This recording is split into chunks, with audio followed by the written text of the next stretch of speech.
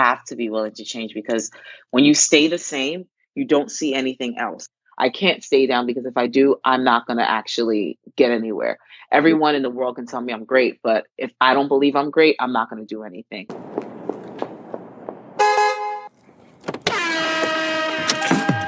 Hey, this is Raina Campbell, your Chief Dream Driver, and welcome to the No Parking Podcast, where through conversations and discussions with creators like yourself, we'll find interesting approaches to help you take your dreams out of park, put them in drive, and ride towards success.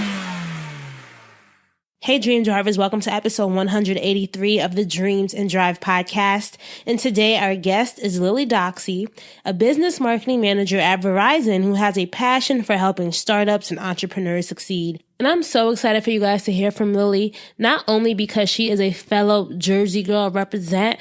She was somebody who was on my radar. She launched from the ground up a series to help small business owners and give them a platform to share their stories. So she was on my Instagram radar for a while. And so when we finally connected and I found out that she had been following me too, it was a testament to you never know who you're inspiring and you never know whose radar you're on as well. After obtaining her bachelor's degree from Howard University, she started her career at Verizon. She started as a store greeter actually, and now she's been there for 11 years and is a business marketing manager. So we're going to talk about that whole climbing of the corporate ladder and all the lessons she has learned along the way, and how she also is winning at work and in her own business. She runs the Eve brand, where she specializes in assisting businesses learn how to secure sponsorships and funding. So of course, we're going to talk about events. Of course, we're going to talk about sponsorship. So if you're in need of help in that area, make sure you listen to this to the end.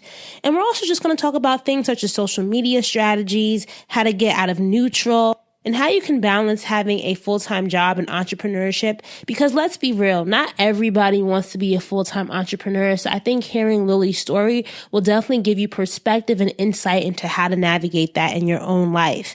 If you love this episode, I'm asking that you please share it on social. I love it when you guys are sharing on Instagram stories, sharing on your Instagram feeds, Twitter, Facebook, LinkedIn, wherever. You can even text it to your friends. Remember, we are Dreams and Drive across the board on Facebook, Twitter, and Instagram, and you can use the hashtag Dreams and Drive as well. I want to remind you guys, please make sure that you are subscribed wherever you're listening, whether it's Apple Podcasts, Spotify, SoundCloud, Google Play. Hit the subscribe button. And most importantly, please leave a review. If you're listening in on iTunes or Apple Podcasts, leave us a rating and review. Those help us climb the charts. Those help us get the podcast into the ears of more listeners. And also, if you have not entered last week's episode giveaway, I'm extending it into this week. So if you loved hearing from episode 182 guests Takara and Kenyon Martin, and you want to enter to win their Journey to Freedom, the Soul Ties Detox book, and supplemental journal, just go to dreamsanddrive.com/win, dreamsanddrive.com/win to enter. All right, so let's get into the episode. Hope you enjoy Lily's story. One of the first things that I want to get started with is Orange, New Jersey, stand up, right? Yes. Let's go. 973, originally 201. What's up? It's funny because Lily and I, when we were chatting before, we discovered that we're both from, we both grew up in the same city. So I have to rep Orange. And let's start it there. What was inspiring you as a child, growing up in would you call Orange the inner city? Like, I wouldn't really call it the inner city. Like, I used to call it like an urban suburb in a way. Like, it wasn't like Newark, but it wasn't like, it wasn't like what you call it, like Englewood or somewhere that was more like suburban. Right. I think it depends on what street you lived on, obviously. That is true. I think it had its moments of hoodocracy, but I definitely agree with the kind of urban suburb thing.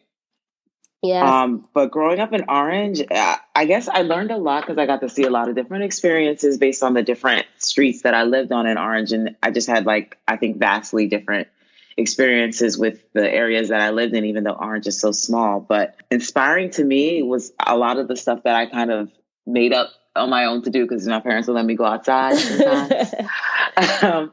So the most of the part that we lived in Orange, it was with my older brother, and I didn't have my little brother yet. So a lot of times we were in the house, like watching music when we could, because we would get in trouble if we were watching like that stuff, or making up different fun things to do. I think one of my favorite things to do was like play school or play like job, where I would like be a boss of something I and used making to up do some the kind of same job. thing. I used to make lesson plans. You know how you have to do like attendance? I had the attendance, lunch, everything. Yes. I had a whole operating school in my room. That's funny. So I feel like a lot of a lot of the guests that I have on the show, they were very like inquisitive and very not, I don't want to say entrepreneurial, but they were making things as kids and like, living in this world that was like a dream world to other people, but it was a reality to you, you know?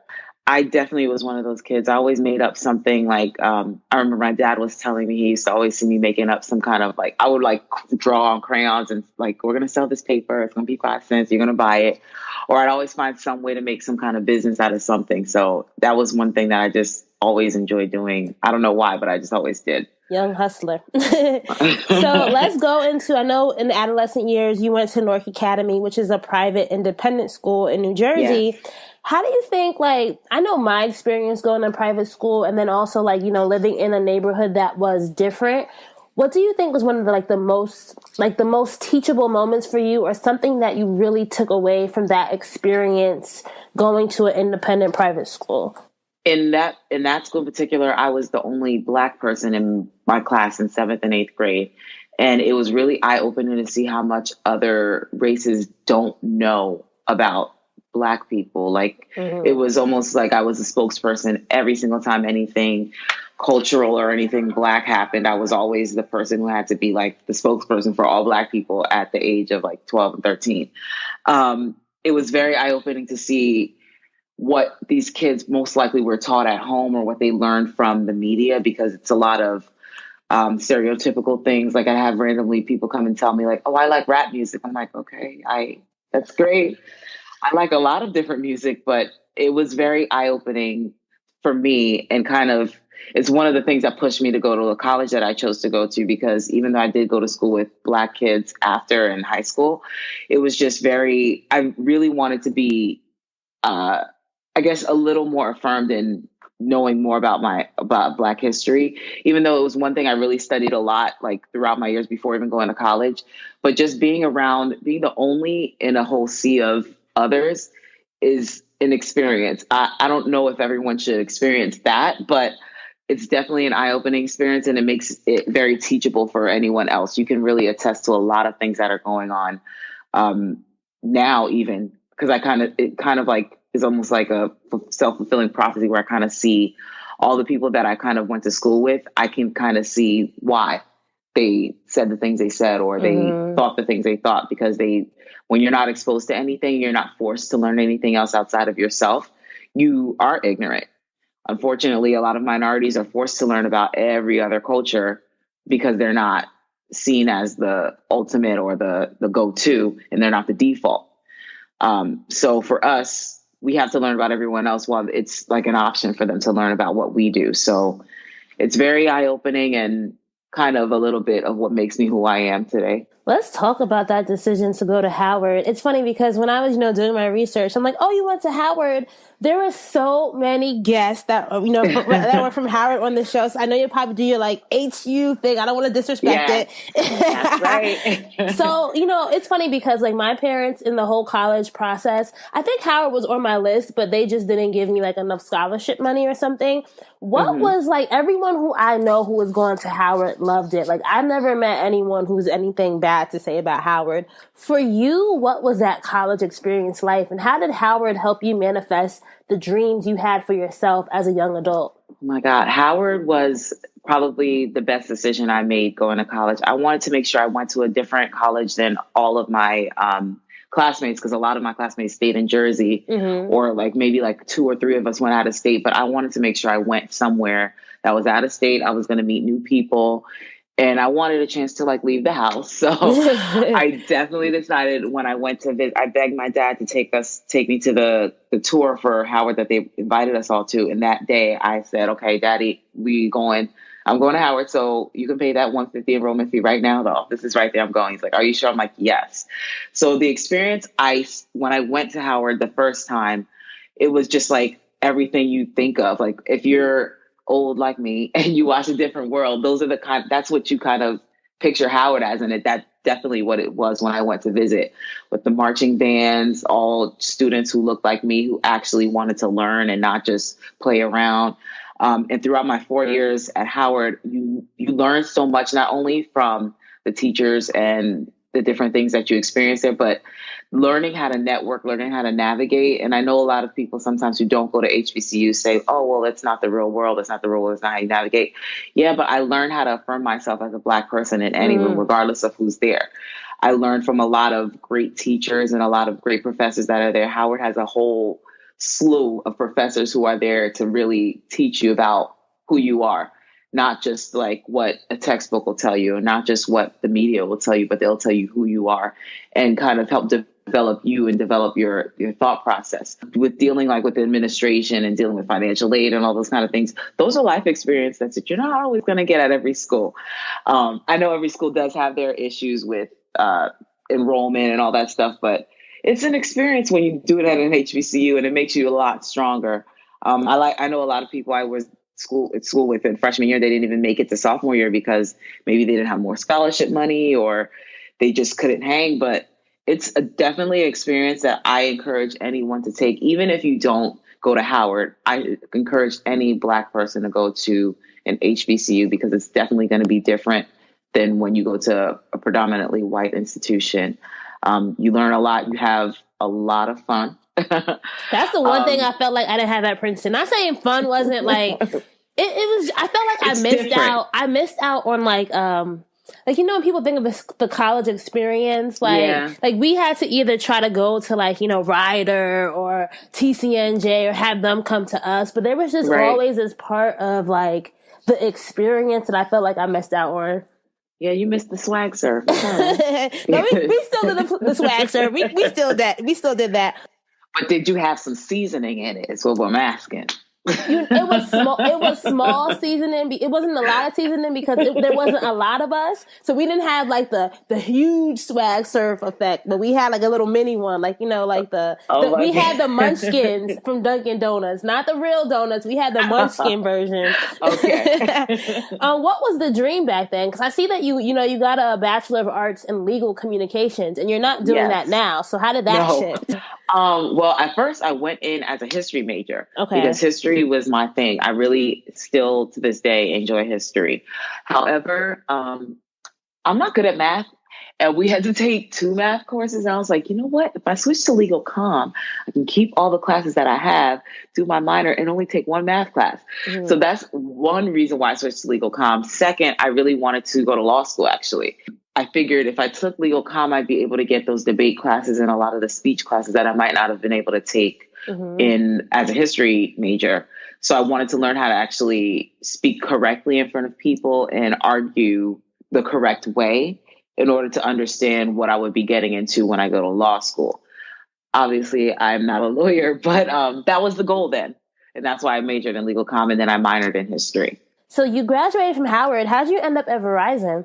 Well, I graduated Howard University in 2007, and that was like the beginning of the recession. So I went back home to New Jersey, and nobody was hiring at all. Like I went to so many interviews in New York, New Jersey, everywhere. I had good grades. I wasn't like, I wasn't below like a 3.0 or something like that. I had good grades. I had great recommendations. I just couldn't land a job. So I was working temporarily at, I think, Victoria's Secret and Macy's, just like while I was applying to different things. And I was like, you know what, let me continue to apply to law school and see what happens. And then I did get into law school, but it was in Indiana. And I was like, yeah, I'm not going to go there. I can't see you in Indiana. No.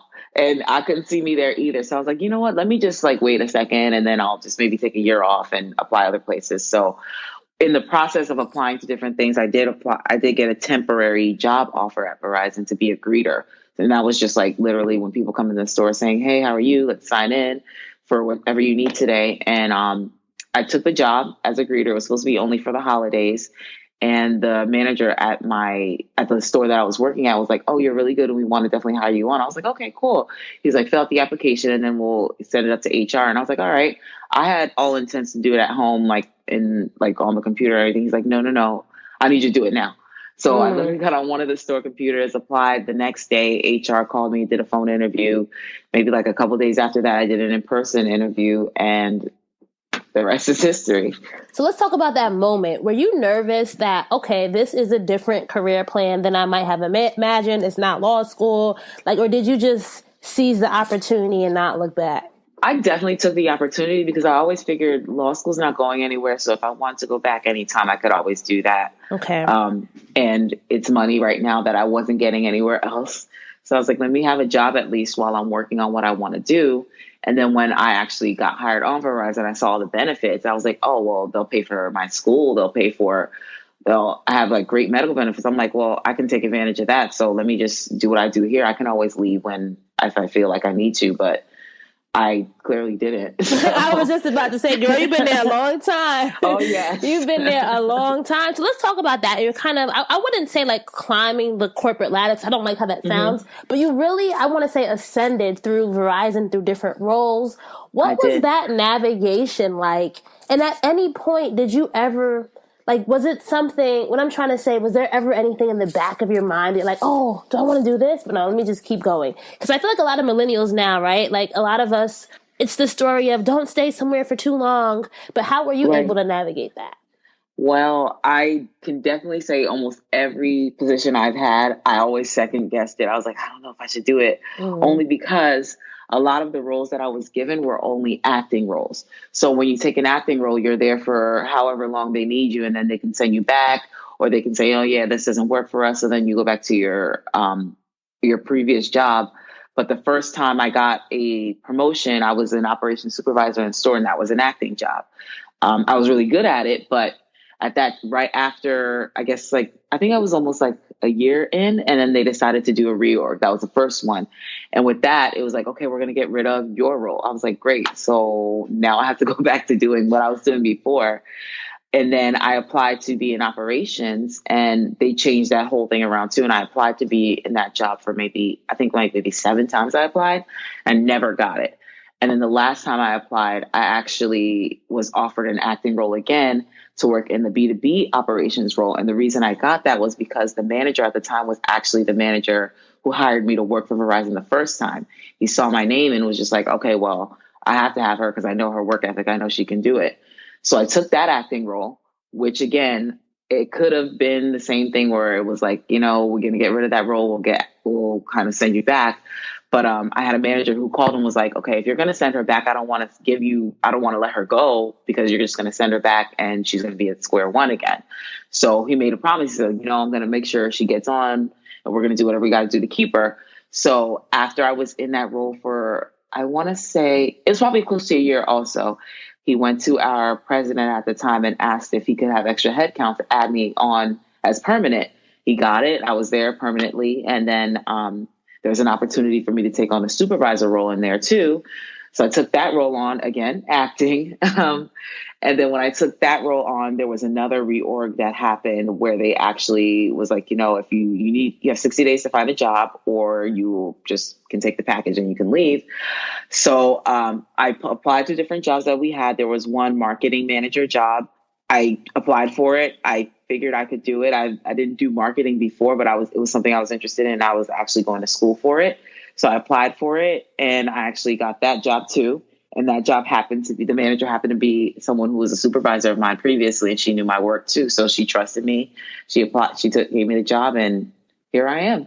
Wow. So I didn't even realize that you hadn't done marketing before this current position. No. How did you jump in, and what was the learning curve for you? And for other people who might be in that position where, they apply for a job where they may not necessarily be the right one on paper, right? But you said you had the other skill set. So just talk us through that. I think it's so interesting. A lot of things went into me getting into marketing. One is I would advise everyone to make sure you keep your connections and don't burn any bridges if you want to stay in the same company.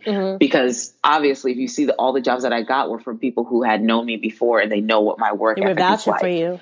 Right. So they were like, oh, well, I know her and I'll just take the risk because she might not have done this before, but I know she can do it because she's smart. Another thing is just the transferable skills I have of just being organized or being able to pick up quickly. That's a really big asset.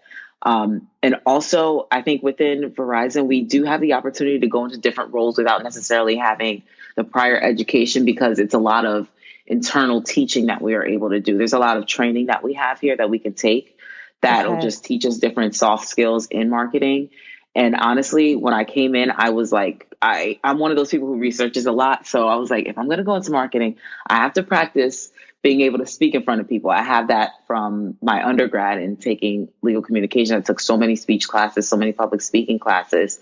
I was like, well, I'm going to have to think a little bit critically. Well, I've been in operations, so I know how to do processes. I know how to organize things. I need to be able, but I think in marketing, I had the opportunity to use my creative juices that I had as a kid, and all the things I would always create things. And I think people have to realize that when you're in marketing, you're not necessarily creating a process, but you're creating a strategy for the process to happen and then for sales to kind of execute on it. So I felt like I could use my creative background that I just innately had to really push myself and like just really bust out the interview and just do creative things. Was there anything that you were learning about Verizon as a company, like looking at, all the successes they've had, like what's that big lesson that you're like, damn, they really do this well? What Verizon does well is change. So I've been through a lot of changes through my career in Verizon, not only changes within the roles that I had, but changes within how the organizations look, changes with how we brand things, changes with just how we kind of operate as a business. And that happens a lot when we get different leaders that are in the higher senior level positions. They have a vision to kind of push Verizon forward. And I think that's one thing that the company does really well, is adapting to what is going on now. Some companies that are at this age that Verizon is, they kind of are a little bit stuck, like, okay, we've always done it this way, and this way is the way it works. This way it's always going to work. You got to change a couple things in order to stay competitive, in order to stay kind of in that same realm. Because at this point, if you look at Verizon, AT&T, T-Mobile, Metro, all of us somewhat offer the same service at different levels. Yes, but some offer the same service. And it's not like anyone at this point can say, okay, I can leave Verizon and go to AT&T, or I can go to another carrier. But what makes you different? What makes us different? And I think that's a lot of what Verizon really tries to push, is that we're a little bit different than the others. We have different services than the others. We kind of are, maybe we're in the community and more than the others. It's just that differentiator for us. That kind of I use that as like a personal thing, where I want to always make sure that I'm a little bit different, or I offer something else that no one else can offer, that makes me competitive in the job market, that makes me competitive and as a person, and that makes me just unique. Why do you think being aware of change and being willing to change is so important when growing your business? Oh my God, you have to be willing to change, because when you stay the same, you don't see anything else. And that's a very important thing with some people who are in business. They like to have a lot of people who will just affirm all their ideas, but you need someone who's going to actually look at your ideas as not just your friend, but as someone who might be a potential consumer. You can't think you have everything all set and done, because you don't. I always have the mindset of I'm not done learning and I don't know everything. And because I don't know everything, I'm going to continue to learn. So if you keep your mind open with a lot of things, you're able to learn from other people and other people's examples. And it's not just like taking their idea or anything, but it's a lot of learning from what other people do to enhance what you can do. And there might be a business tip that you didn't get, that you didn't know about, that you might have seen another entrepreneur do. But because you're open to learning and you're open to new ideas, you can take that idea and make it your own, because you don't want to do the exact same thing because someone's already doing it. You can take that idea and you can kind of make it your own and make sure that it's something that works for your business and for your brand.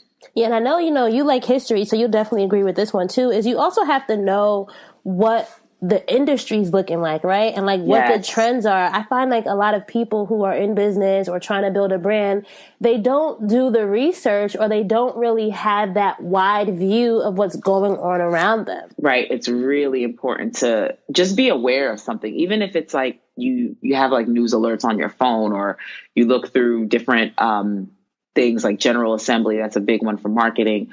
Or even if you just look at marketing, Instagram, like there's a lot of marketing companies that have an Instagram that give different tips. One of my favorites is actually Hubspot. And they always give different tips. Aren't they bomb? Like they always give different tips like every day. And it's something like, hey, I didn't even think about that. Or it's something that you knew already, but it's like almost like quizzing yourself every day. So I think if you want to get to whatever field you're in, just stay abreast of what's going on. Honestly, Instagram is a really good way to keep up to date with a lot of different things that are going on. Not saying that Instagram is the be all end all, but there's so many different communities within that one social media tool that if you subscribe to different marketing tools or different people in your field, you'll start getting those in your feed. You'll start getting them on your explore page, and you'll see so many different ways. It's so great to see how people use Instagram to market their businesses and the different unique things that they do. That's why I like to look at a lot of people's Instagrams, and I make sure I follow a lot of like small business and entrepreneurs, because I like to take the way that they're marketing, and I like to use that as an example for Verizon. Like, hey, look at what these people are doing. They're getting great traction just based on what they're doing. Let's talk to them. Is there an example that you can think of really quickly of something you saw on Instagram that you were like, wow, this is really unique? I was following I Am Mingli for forever. And this was before, I love her. Is this Yvonne? Like, the story is so cute. Before she had, the cutest little baby. And that surprise, I was like, okay, Beyonce. Okay. But I've been following her since before she had her salon and everything. And I was just following her when she was doing hair in a salon and not her own salon. And I think she kind of took the charge on a lot of marketing for hair extensions and hair stylists. She was one of the first that I saw who did like mini movie or mini commercial type of things just to promote hair. I'm looking at this whole thing. I'm like, I want to watch this whole thing, but you're selling me hair. But I think that's so genius because I think she's very creative with what she does. And you see everyone sells hair. Shoot, I sell hair. I think her approach to how she does it is just so unique. And just when I first saw her do her very first like commercial thing, I was like, girl, you got it. Like everyone, I think people just buy from it because you can't not see it. And she puts the B in branding, right? She puts the B in branding. Absolutely. And from when she started doing it, then you see so many other companies doing the same thing, doing the whole mini movie type thing, the mini commercial kind of thing on Instagram, which is great. But I think she was such a trendsetter with that. And I completely just was in awe of that. I loved it. It's funny because let's say she sat on that idea. Who knows how long she may have been sitting on it, but she executed upon it. And so many of us may be sitting on these like really unique ideas, but we're scared of what other people would think, right? Yep. That's a big one. Because even I'm the same way. Like sometimes I'm like, I don't know what people are going to say. I don't know what people are going to think. But honestly, when I look at all these different entrepreneurs that I've luckily had the chance to meet, they're just like, you know what? I just have to do what I got to do. And are they going to pay my bills? No. So I'm just going to do what I got to do. And if they get on the way, they do. If not, oh, well. I think it's great entrepreneurial. It's an entrepreneurial thing to be just very brave and just uninhibited with what you're going to do. Because if you want to make money or you want to actually grow this business, you got to be kind of loud about it. Right. So let's talk about you being loud about it and launching from the ground up. How did that idea come about? When I first came into marketing, I wasn't in events marketing. I was actually just the marketing manager for the SMB portion of our business. And that's medium business? Yes, right? Yeah, absolutely. So the director at the time was like, I need something to make like SMB matter outside. I was like, all right, well, let me think of something. So I did a couple different events with different manufacturers that we carry. And the events were not getting any traction. It would be like we sent out a ton of invites. We get everyone involved. It would be like 6 people show up. Then the next one would be like, oh, we have 9 people show up. And I'm like, oh, okay, these are not working. These aren't what we need. So then I just stopped following the Verizon way of doing things. And I kind of went rogue and did it on my own. And I said, you know what, I'm going to try this thing. If it doesn't work, I won't ever do it again, but I got to try it because I'm desperate at this point. So what I did was I did an event I called it from the ground up, and I contacted Tawana Morris, who's the owner of House of Chic LA. And I asked her if she wanted to be a participant, and she willingly agreed. So we put it all together. I sent her the invite. And then within 72 hours, 300 people had signed up to come see. And what was the structure of the event? Was it just like a panel conversation? It was literally her story. So she was up there and she just kind of got to tell her story on how she did House of Chic LA, the things she went through to actually get it done, what kind of trials and tribulations she went through, like how she was able to get her vendors, but like legit business story, not just like I posted on Instagram and it was done, but it was like a legit, I am here to run this business, and this is what I had to do. It's not easy, and it's never going to be easy, but this is what I did. So how did you get buy-in from Verizon to continue doing these events? Because I know you went on doing several of them throughout the year. You even went to Howard. Yes. I think from doing the first one, and then each time having a sizable audience each time, at that point, they were just like, okay, well, we believe you at this point. So whatever you say, we kind of trust it, because you get people to come out and they actually come out and enjoy a business event. And that doesn't normally happen in our space. Yeah, and it's also a great way for them to build brand awareness too, especially for entrepreneurs in the space who may never have connected Verizon with doing things for the community or in the community, right? Absolutely, absolutely. That was one of my biggest things. I'm like, well, these are a lot of brands that people might not know about, or it gives them a chance to kind of co-brand with us for them. So if they have maybe another sponsorship that's happening, maybe another brand will see, oh yeah, they did something with Verizon, maybe they can do something with me. And I think it helps both sides of the coin. So if I could help a small business out with what our corporation wants to do, why not? What were some challenges though that you faced along the way? Because I know like there's a lot that goes into just event planning, but when you're doing it, and not saying your job is on the line, but people are looking at you, were there any things that you had to really work through? Oh my God, there was a lot I had to work through. I had to work through actually having money. That's one of the biggest things. You mean yes, like corporate dollars? Yes. And the business side, I think because we didn't really do events like everyone else did. So it was a lot of, there wasn't really as much budget as it would be on the consumer side. The first couple of events I did was all on shoestring budget. You wouldn't have known based on the pictures and if you attended, but there was very little funds that went into all of this stuff. Very little. Did the budget increase as more events were more successful, or did you just kind of have to continue to be on a budget with your budget? Honestly, the next year it actually did. Like at the beginning of this year, we actually did get budget because they started to see some of it. And then we had another restructuring where our funds weren't all pooled in one. We were able to have our own separate funds. So we were able to use that and just kind of push forward and go. And then we recently restructured again. So now I'm on the national events team. So I'll be able to do them across the country. And my new leadership is very happy about that I'm on their team, and they're very excited to kind of see these grow. So they're looking to get like an even bigger budget to hopefully make these a lot bigger. Congratulations. Thank you. Well, even just from talking to you before and just learning more about your story, I think there's a lesson in there of you can still be entrepreneurial within an organization, right? A lot of people who may like work a 9 to 5, like may feel like, oh, like I can't pursue a passion of mine in the job. What would you say to that person? You absolutely can. And I think if you aren't a self-starter, you won't really succeed in any environment if you're not the leader or you're not the boss. When you're in a corporate setting, a lot of times you're called to work independently. And when you work independently, you want to treat your project or your job as your own business. Like even a lot of the sales reps that we have that deal with the business customers, they have to treat their accounts as if it's their own business that they're running and they're the director of their own business. So in order for your business to succeed, you got to find different things that'll make it work, whether it's having a different game plan, or if it's planning this event this certain way, or calling in different people to make sure that you have success. You have to take responsibility for yourself. You can't really just always just say, hey, my leadership doesn't say this. You got to fight for some of the stuff you want. And you take it. And I honestly do take a lot of things like personal. So if I take it personal, I know that it's on me. So these from the ground up events and any events I do is a reflection of what I do, because no one else is doing that. So when I do something, I put myself at the forefront. So when I ask for something, I'm saying, well, this is what I'm going to bring back, and this is what I'm going to bring back to the company. I want you guys to see this for what it is.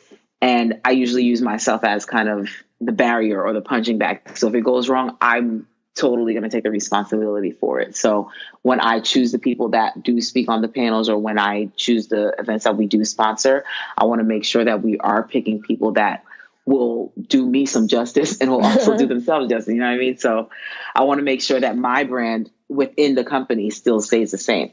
Yeah, and if you do that good work too, it's going to show because look, you weren't working on the national events team, but now you are, right? And you might Right. have you didn't start the job having that end goal, but it kind of morphed and developed into that. Absolutely. Absolutely. It's one of the things that they were just so excited to actually kind of meet me because I got to meet my counterparts from across the country and they just really want to know, how do you get anyone to come to the events that you host?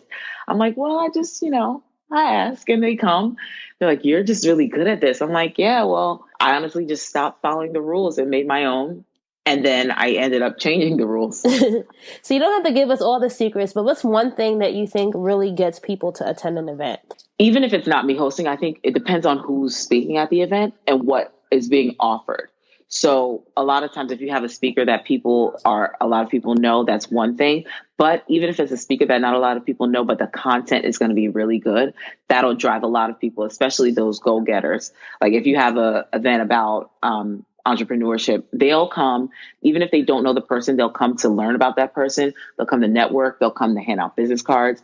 They'll come to meet people. So I think if you offer quality content, regardless of who's there, people are going to come out. One of the things that I noticed from looking at like the pictures of your most recent From the Ground Up with Carlene Roy was there were a lot of shareable moments, right? Like you guys had, like you said, the what do you call it? The photo booth. You had, just even the event itself was in a very pretty place, like in Bryant. Where was it? Bryant Park? It was in Bryant Park, yes. Okay, yeah. So like why is that so important too? When I always think of the people that I invite to speak at events or people who come, I always think of social media. And I'm like, people always want an Instagrammable moment or they always want a moment that they can post somewhere. And I always want to give them an opportunity to be able to take a picture at maybe on our photo booth or by a step and repeat or a picture behind a really pretty background, or just to be able to take pictures so they can say, I was at From the Ground Up with Carlene Roy in New York City, and the picture looks really great because of the venue. So I always think of content, and I always think of content for the actual speakers because I want them to be able to speak in their own voice, and I want them to be able to have content for themselves because not only are they helping us by participating in this event, they'll need content for themselves. Like, what if they're filming a video and they're posting it and they don't even sound like them? The people who follow them will be like, okay, so you're faking for the corporate. I'm like, no, I want you to speak in your own voice, speak how you speak, and get all the content you can get out of it because it's something that's going to benefit you. And I want you to be able to use that content in the future. So I definitely try and think of the actual speaker so they can get content for themselves, for their brand. But then anyone else who attends can also use that as content as well. And one of the things that I think you've also been successful at is just getting the right people to speak, right? And I even know with having a podcast, reaching out to guests, it's not always as easy to build a relationship with people that you might want to build them with. Like, what has been your key to building relationships that has helped you and the brand itself? Because the people that I picked were people that I've been following for a while. And it wasn't like, not all of them were suggestions from other people. And then it was people I genuinely followed their story and I knew they were real people. They might not have known me, but I was telling, I followed Ming Lee since forever. These are the kind of people that I just love seeing their stories and I know they have a story to tell. So I reach out and a lot of them are always surprised, like, wow, I didn't even know like someone from Verizon would be following me and asking me to do something like that. And I'm like, yeah, because of what you do and the way that you're curated and the way that you're very transparent and real about your business, that's what attracted me. So I try to always pick people who don't necessarily make their Instagram all about the sunshine and rainbows because it's not. And I like picking real business owners who have real results and who are actually real in what happens. They'll definitely tell if something went wrong. They're not the ones to hide any mistakes they made, and they'll definitely apologize for any mistakes they made, but they won't hide it and make it seem like it was intentional or it was something that, shouldn't be talked about. They're very real people. And that's why I wanted to have those people come and speak about business in front of other entrepreneurs so they can make sure that they hear that someone who looks this great on Instagram had the same issues you did. Yeah, and you never know who's watching. Like, even when I reached out to you and you told me that you listened to the show, I was like, wait, oh my gosh, really? It's so important. Like, you never know who's watching. Right. You don't. So I would always tell anyone, like, if whatever your feed is or whatever you do, make sure you do it as if someone is watching you. Because I think every single person that I've had at From the Ground Up had no idea I knew who they were. No idea. And I was just someone who just followed them because I liked their business, not because I wanted to use them from the ground up, but I just was genuinely following them for the longest time. And I felt like they'd be a good fit. So you're around a lot of entrepreneurs, Lily. Let's talk about the Eve brand. Why the decision to, launch your own consultancy? Most of it is because it was something I was always doing for people. Okay. But I guess I never thought about getting paid for it. What was that you were doing? I was always helping people like getting their business started. Like the Eve brand focuses a lot on getting people up and running on the digital space. So one thing that like really bugged me was when people would want to start a business and they have great things and it'd be like business name at yahoo.com or business name at gmail.com. I'm like, girl, all you got to do is get the domain. It doesn't cost that much. And you can have your name at yourbusiness.com. I'm like, it's cheap, it's easy, and it makes you look different as opposed to someone who's going to be Bob the Builder at gmail.com. So I was always teaching people that. I was always teaching people if they wanted to sell product online, which was the best for them based on their skill set. I was always connecting people with different graphic designers that I knew that could help them with their logos. And I was like, well, people are doing this and making money and I'm not. So why don't I just actually monetize what I'm doing and just, launch my business? And there you go. What was a challenge that you faced personally? Because for so long, right, you had worked in the corporate setting and now here you are being an entrepreneur yourself. It's just a lot of balancing time because with my job here at Verizon, I work a lot and I don't always have time to stop for calls or I don't always have time to have meetings with people because I'm always running and I'm always busy. And now that I'm going to be national, I'm going to be even busier, but I just really forced myself. So after I work from 9 to 5, 5 to 9, I'm on the computer trying to design things. I'm trying to make sure that I set up my platform so it's easier for people to contact me and to find me. Try to make sure my Instagram makes sense and I try my best to post as much as I can, even though I'm really busy. Honestly, if you want to get into entrepreneurship and you want to still stay at your 9 to 5, it's just a sacrifice you're going to have to make. You're going to be tired, but it's just a sacrifice you make. And I think that's so important, right? Like you can be both. Like you don't necessarily have to quit. 'Cause I know you enjoy what you do, right? So it's like I absolutely do. If you work in corporate, it's very cool to like kind of use the training that you learn in corporate to apply to your business. Because I use that every single day. Any training that they have here, if it's for marketing and I have time to take it, I'm taking it because I might learn something I don't know.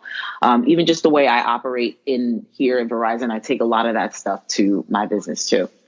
And is Verizon are they supportive of people having passions outside of the job? I think so, but I think we just try to make sure it doesn't conflict with anything that we do here. I don't see them ever downing anybody because I know there's a lot of people who have different businesses in the office that just, it could be something small, it could be something big, but I know a lot of people do things on the side here and haven't had any issues. So you recently had a webinar for the Eve brand that was called Sponsorship 101, right? What do you think are the biggest issues that come across your desk when you're reviewing people's sponsorship decks? My primary one is where someone sends me an email and just says, I have this event. Can we talk? Okay, that's great, but I don't have time to call you or you to call me and talk. And I don't even know what you want because I might not be able to sponsor that because I work in the business side, not consumer. So sometimes they might think, okay, Verizon's all one thing, but there's different departments. So I can't just take on something that might be more consumer fit just because I think I work for Verizon and I have money to give you. So I think the biggest mistake a lot of people make is just sending a cold email without giving any details. That will get you deleted from a lot of people's mailboxes. I'll tell you that right now.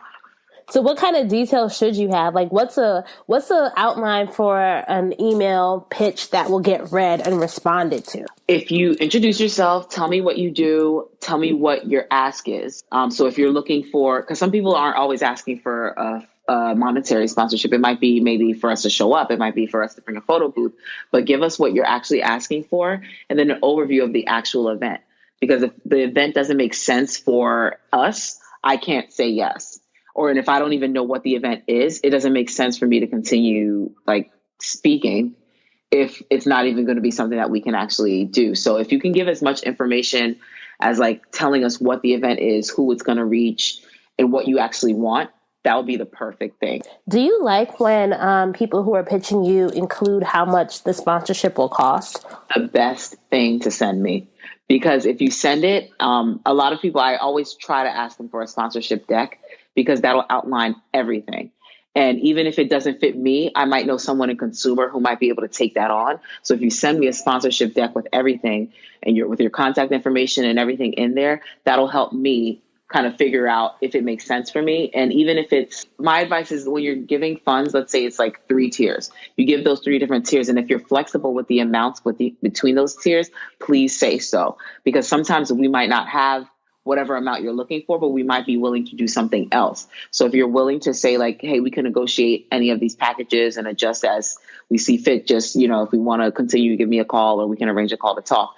Those are like the best ways to get someone engaged, because if I can't give you, let's say $5,000, but I might be able to give you $1,000 and that's not on your deck, but you told me it's negotiable, we might be able to get on a call and work out something. If you just have like hard, like 20, 10, and 5, then it's like, we can't afford it. What about people who are concerned with like social media numbers? I feel like that's what holds a lot of people from reaching out to brands. They may feel like they're not big enough, or, they may not be like verified on Instagram. Like, what are you looking for when it comes to the brand itself? For me, numbers isn't really that important to me because you can buy numbers. And what's important to me is if you actually engage and actually use your Instagram or whatever social media tool you use to actually propel your brand forward. So I notice a lot of the people that I pick actually talk back to the people who comment on their pictures. They do lives and they kind of talk to their audience. They answer questions.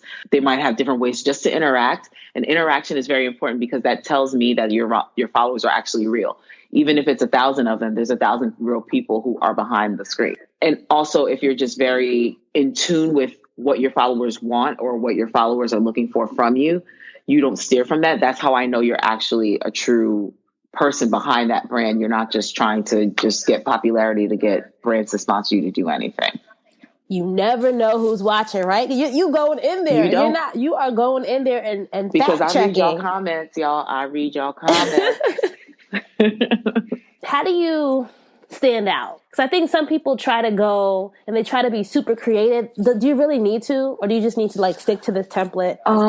I think what attracts me, honestly, is visual. Okay. I kind of sometimes attribute that to me being a Libra and very shallow. So like, honestly, if something's like really pretty or if it's pink, I'm going to read it. Even if it's like stupid, the visual of it. Don't send Lily pink stuff, people. Don't start sending her pink emails. Okay. So, but like if they have like a sponsorship deck that's really well put together and it's neat, it's clean for me to read, even if it's something I can't personally sponsor, I'll read it because it's visually appealing to me and it's easy to read. Like sometimes people put too many words on a slide, or they might just do too much like with colors, or they might not even do enough. I've gotten people who send me like Word documents. I'm like, that's not, like, if you send me a Word document, it makes me feel like you didn't put any effort into it and you're not really looking for a sponsorship. Because people who are looking for a sponsorship or for people to help them out, they go all out with their decks. They'll give pictures, they'll give stats, they'll give everything. And when it's just a beautiful presentation that way, I'll read it just because it looks just so great. And even if I can find another way to help you out, I'll try, because it might not fit me, but it may fit our consumer channel. I'll pass it on. If you don't have anything that's neat, it's really hard to read. People are going to not really respond. And I can probably say that for a lot of people who are in the same position I'm in other companies. We don't have much time. So if you can give us something that's clear, clean, easy to read, like attractive to the eye, we'll definitely take a look at it. We might not be able to help, but we'll definitely take a look at it and maybe pass it on to someone who can. Do you get annoyed with people who follow up too much? Oh my God, yes. I feel bad, but y'all can't harass me. Like if I see it in email, I see it, but I'm going to come back and answer it because I have a bunch of other emails that I need to answer. And there might be things or escalations that I'm working on that I can't necessarily answer your email back immediately, because I don't only do events. There's other things that I do. And if I'm working on a national scale, there's other national things that I'm working on. So I can't just come answer you 5 minutes after you send me that email. I remember one time, I think I got like an email, then I got a DM, then I got a LinkedIn message. Then I feel like I got a text. I was like, okay, oh my gosh, how? sis? Like, what is going on? If you send an email, give the person a chance to respond. That's all we ask, because a lot of us who are in the same position need time. We need a chance to just like be able to read. You have to give us a chance to even respond. And if it's dealing with money, the money's not necessarily ours. It's not coming out of my wallet. So I can't just spend it because it's not mine. I have to actually make sure this makes sense. So that way, if I'm actually going to bat for this, I want to make sure that my reputation isn't tarnished because of this event that might not have been that great. Listen, y'all need to book a strategy session with Lily. I'll tell you. Where can, just before we start winding down, I just want to make sure we don't get lost with this. Where can people, if they want to talk to you and book a session with you, where can they go? They can go to the website. It's actually www.theevebrand.com, and you can book a session that way. You can even send me an email if you want at hello@theevebrand.com. I do have the Eve Brand Instagram. It's the Eve Brand _. I will accept a DM through there. You can send me a DM there and we can talk. What's the dream now, Lily? You know, you're doing so much for the community, so much for your own personal development. What's next for you? I really want to grow the Eve brand to be bigger. I think I think I've always done like little businesses all throughout my life, I feel, but I think this is one that I'm really passionate about. I really want to see everybody win, as cliche as it sounds, but I do want to see people win. And when I see people not living up to their fullest potential and not getting all the coin that they could possibly get because of something like trivial, it really hurts me. And I really want to help. So I definitely want to help other businesses grow and get those sponsorships that they might be looking for, or even just look better and have a better web presence so that more people can find them and they can make more money. That's something I really am passionate about. Something trivial that you've seen in the past week where you're like, listen, if you only did this, you would have had this. I think it was a restaurant. Yeah, it was a restaurant. I won't say the name, but it was a restaurant, and I was contacting them for something, and they have a Gmail, and it's a restaurant that people know. I'm like, why are you emailing me from such and such at gmail.com? I'm like, you have I didn't understand that, and I was like, why don't you just use the domain? Like you paid for it. So that was one thing that bothered me.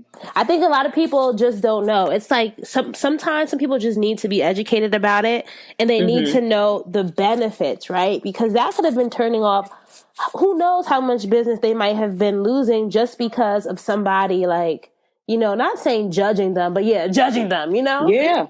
And you get judged, trust me. And a lot of people I've answered only because I think I'm a little bit of a bleeding heart, so I'll still give them a shot at some point. But I'm like, if it wasn't me, it would have been somebody else who's not me, who probably would have deleted your email because you don't even look like you're serious. To me, when you take that extra step to have a personalized domain and a personalized email, to me, it's like, okay, you're taking your business serious, and I'll take you seriously. I know you recently got your MBA, right? Would you recommend that for other people in the entrepreneurial field? Was it worth it for you? It was worth it for me because of what I wanted to do with the Eve brand. I wanted to have a little bit more of that educational background, and I wanted to learn a little bit more in school about business, because business wasn't my minor, but I've always dabbled in business. But I wanted to learn actual things. I took finance classes, I took accounting classes, I took economics classes. I wanted to learn that stuff to really give me a little bit more leverage and a little bit more credibility. Because as you know, for us, we got to work just 10 times harder than somebody who might be a man or somebody who might be white to prove that we're actually worthy. So I wanted to have that as a little bit more backing for me, so people know that not only do I know what I'm talking about, but I have the degrees to prove it. Okay, so if it makes sense for you, but don't just jump into it without doing your research, right? Right, because the MBA program is not easy. But if you can do it, I would suggest you do it if you didn't have any other business background. But I enjoyed it because I like learning, but I wanted to have that extra knowledge that I didn't do in undergrad because I wasn't a business major. So I wanted to make sure I got some actual business schooling that was actually legit business schooling and not just what I might have learned from my dad or from somebody else. But I wanted to get that schooling in so I knew what I was talking about when I spoke. What would you say to that person who feels like they're in neutral? So along, this dream driving journey, sometimes you'll go from reverse to neutral. How do you get out of neutral, Lily? I've felt neutral before, and I think the only thing that got me out of being neutral was myself not being neutral. So I feel like a lot of people, like my mom is like my biggest cheerleader. Like even if I'm like ugly, she will tell me I'm the cutest thing ever. But like she always tells me I'm so great. But I don't always feel like that, and I felt stuck for a lot of things. I'm like, I can't ever get to the next level. What am I doing wrong? So I was like, you know what? I'm tired of really feeling kind of sorry for myself, and I just pushed myself to do something different. I was like, let me just try something different. And that was what kind of put like the battery in my back to keep going and to keep pushing for what I was going to do. Because like getting kind of the restructured within Verizon 4 times, that'll put somebody in neutral. Yeah. And I really was like, every single time I'm like, I can't get a job without somebody always getting rid of it or somebody not wanting it to happen. I'm like, you know what? For some reason, I'm still here. So let me just push myself and keep doing it. I was down a lot, but I was just like, I can't stay down because if I do, I'm not going to actually get anywhere. Everyone in the world can tell me I'm great, but if I don't believe I'm great, I'm not going to do anything. Yep. So I really just had to like reverse, honestly, how I was thinking and just like literally put myself in drive and just go hard. Ooh, I like that. Reverse how you're thinking. Ooh, you might see that. Yeah. You might see that. That's going to be your Instagram quote for this episode. So last thing, what are some resources that you would recommend to dream drivers who just want to like, get a good refresher, like your favorite business resources? One of my favorite business resources, like I mentioned before, was Hubspot, because that's really fun and they have some really good tips every single day. So if you put that like on your little if you do like get notifications from them, I think that one is a their really, email really newsletter. Good one. Just sign up for it. Listen, you'll click on. I click on every headline. Like how like you think of email open rates. Like I don't know who's on their email team, but I've never not opened the HubSpot email. Absolutely, their emails are on point. Absolutely. Another one I like is called Primer. It's by Google, and it's an app you can download, and you take little lessons on like business and marketing, and it's like little refreshers. It might be stuff that you might already know, but it'll give you like the basics on how to reach customers or making a sales pitch or how to like test and refine your strategy. And it's just an app, and it's almost like a mini like course you're taking that you're kind of like developing, and it'll say like, hey, you got another course coming up. And it's something that I discovered randomly because Google apparently has everything. But download Google Primer and use some of the tests and go do some of the lessons that they have. And you can kind of put in like what your target is, and it'll suggest lessons that you have. So it has like business planning on there, it has business management, brand building, email marketing. It's really cool and really like informative. And it kind of helps me kind of keep myself in check, because sometimes I think I don't know enough. And I actually end up knowing a good amount of stuff that's on there. So I'm like, okay, so at least I know I'm in the right field and I made the right decision. But for someone who's just starting, this will definitely help you out. All right. So let's go to our lightning round, Lily. Okay. This part of the interview, I'm going to give you a prompt, and I want you to tell me the first thing that comes to mind. And remember, we're sticking with our whole dreams and drive metaphor. Okay? Got it. All right. The first word is park. Stop. Reverse. Don't do it. Neutral. Man, like you're just like coasting. You're not really going forward, but you're not really going ahead. You're just there. And then last but not least, drive. Going hard, going to the max, hitting the finish line. And if you want to be a dream driver, you have to have your keys to success. So Lily, tell me 3 things that you think every dream driver needs in their toolkit before they hit the road. What you need in your toolkit, I would say 1, have some sort of plan. Not everyone has a business plan written out, and that's okay, but have some sort of goal and target of what you actually want to do. 2, I would say make sure that goal is something that you would do, that business and that goal is something that you would do even if you didn't get paid.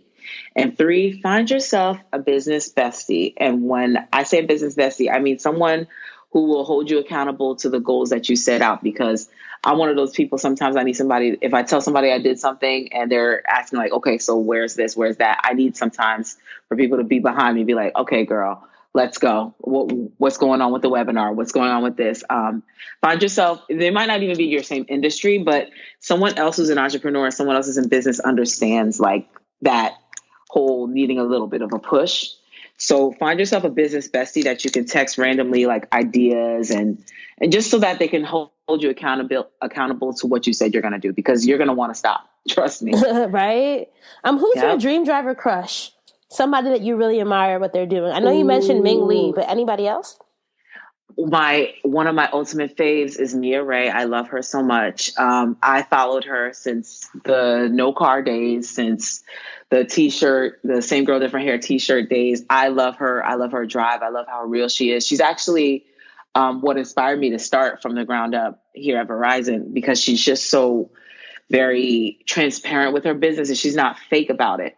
And she's someone, even though she doesn't have a bajillion followers like some of these people here, she's an actual true influencer. So when she mentions something, we trust her because she doesn't steer anybody wrong and she doesn't ask for her face to be bought. Mm-hmm. I guess that's the best way to say it. She doesn't take payola for like, oh, they're paying me, so I'm gonna say nice things. She's gonna tell us stuff that she actually uses. And if it doesn't work, it doesn't work. If it works, it works. And that's why I think her brand is so successful, because her brand is just built on being genuine, honest, and real. Well, thank you, Lily. This has been so much fun talking to you. I can't believe it's been over an hour. Where can our dream drivers find you if they want to connect with you and just learn more about what you're up to? You can find me on my Instagram on VZWSMB_Lily. You can always follow me on the Eve brand. Also, it's the Eve brand _. I'm on LinkedIn as well. You can find me there. And you can always find the Eve brand on www.theevebrand.com. All right. Thanks, Lily. Thank you. All right, so that's a wrap for episode 183 with LilyDoxy. I hope you enjoyed hearing her dream driving journey as well as her keys to success. And if you enjoyed this episode, you know what I'm going to say. Please, please, please share it with a friend. I appreciate it when you guys are out here sharing, when you guys are posting on Instagram stories, Instagram, Twitter, Facebook, wherever. Screenshot it, post it. Share this with somebody who you think will really be inspired and really be motivated, and also will just benefit from all the practical and tactical tips that Lily shared with us today.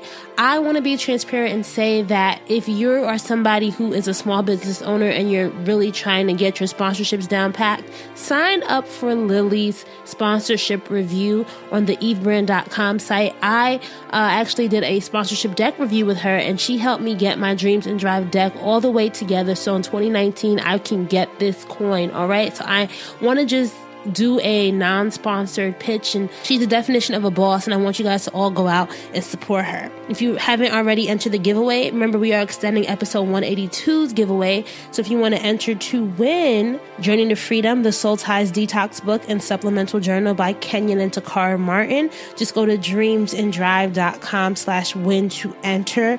And remember, if you have not left us a review or a rating on Apple Podcasts, please go ahead and do so. I want to give a shout out to Rex Marie this week. She said, I love this podcast, girl. Keep it up. Left us a 5-star rating. Thanks so much. If you want to get your review read on next week's episode, you know what to do. Go ahead and leave one. Leave us a rating. Send me a screenshot. I'm going to be sending random people gear this week, so make sure you do that, all right? Show notes are available at dreamsanddrive.com. And remember, if you want to get a free Dreams and Drive screensaver for your phone or your computer, just go to dreamsanddrive.com/free. And if you want to sign up for our Dreams and Drive newsletter, The Keys, where we send out weekly insight and tips, just go to dreamsanddrive.com/join. That's dreamsanddrive.com/join. I am still accepting guest pitches. So if you know somebody who wants to pitch themselves to be a guest on the podcast, go to dreamsanddrive.com/pitch. It's the end of the year, so I'm trying to get 2019, the first quarter, secured. And if you're interested in working with me on the sponsorship level, if you want to get your message out to the Dream Driver audience, want to work with some cool campaigns in 2019, please message me or email me, Raina@dreamsanddrive.com as well. The end of the year is right around the corner, and I'm so excited. We're about to be 3 years of Dreams and Drive, and I kind of can't believe I've been doing this thing for 3 years. I'm going to have over 185 episodes soon. That's crazy. But, it's not that crazy because I've been putting in the work. I've been being consistent. And that really is, I think, the key to any of us dream drivers. We really have these dreams that we have to get them going. We have to keep them fueled, and we have to keep on executing. As always, keep dreaming, keep driving, and we'll chat again in episode 184. Bye, guys.